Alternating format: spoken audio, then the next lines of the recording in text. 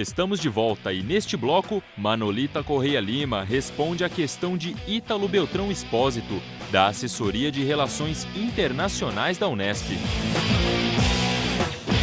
Professora Manolita, gostaria de perguntar para a senhora que tipo de política uma universidade poderia desenvolver, a universidade brasileira, para tentar aumentar o número de alunos estrangeiros que vêm para cá.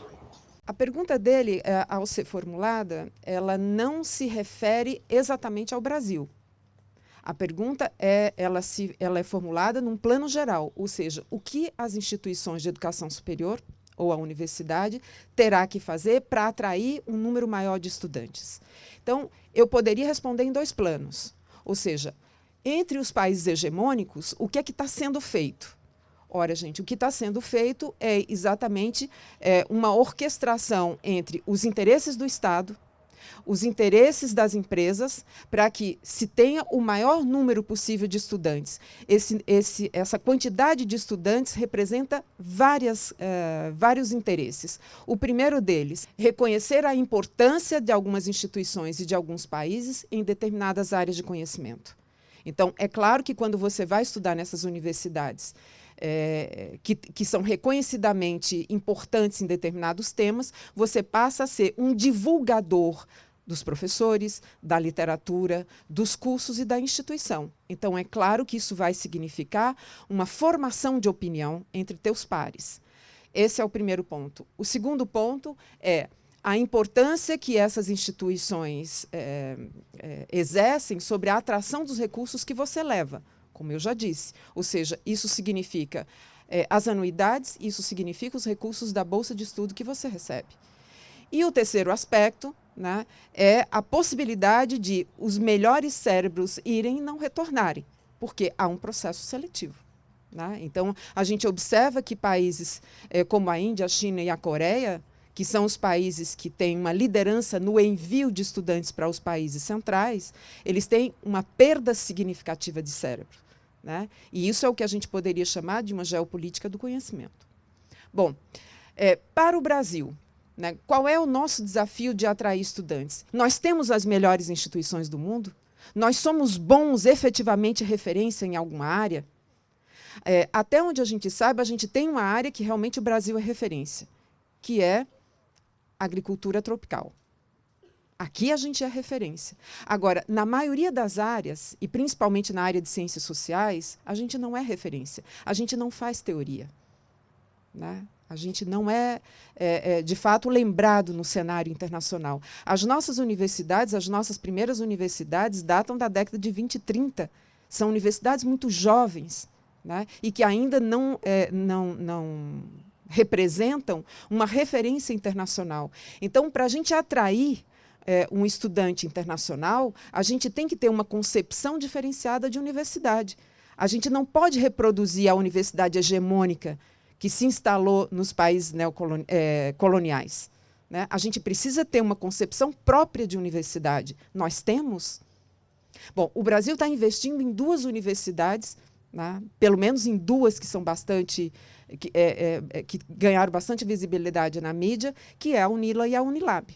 Né? Essas 2 instituições são diferenciadas em quê?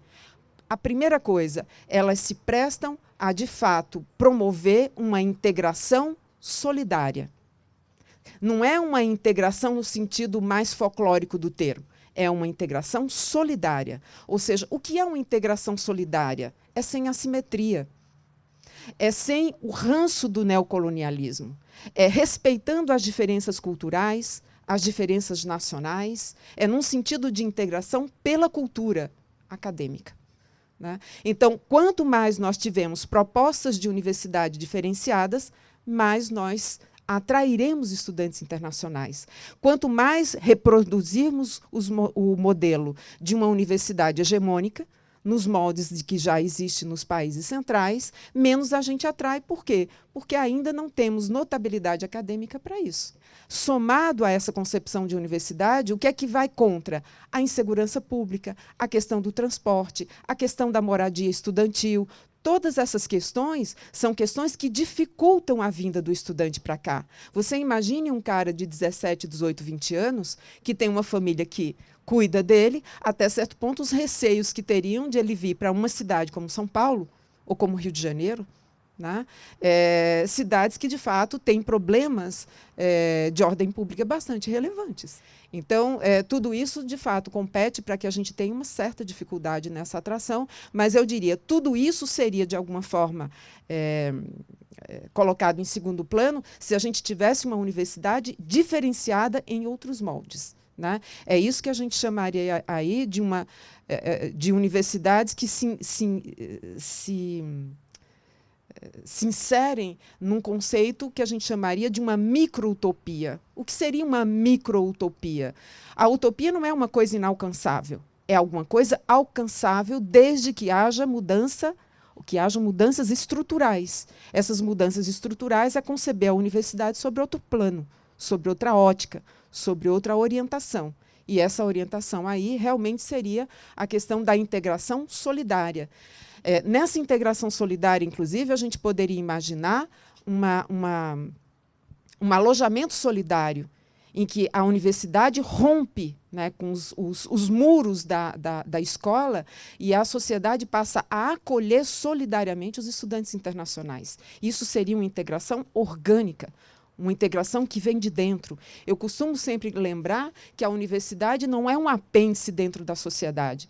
A universidade reflete a sociedade que ela faz parte. Se nós temos uma sociedade democrática, nós temos uma universidade democrática. Se nós temos uma sociedade preconceituosa, a gente tem uma universidade preconceituosa. Se a gente tem uma sociedade aberta para o outro, né, que acolhe o outro, que integra o outro, efetivamente nós temos uma universidade que acolhe bem o estudante, né, e, de alguma forma, integra o outro na cultura universitária. E talvez seja tudo isso que falte um pouco nas universidades, né?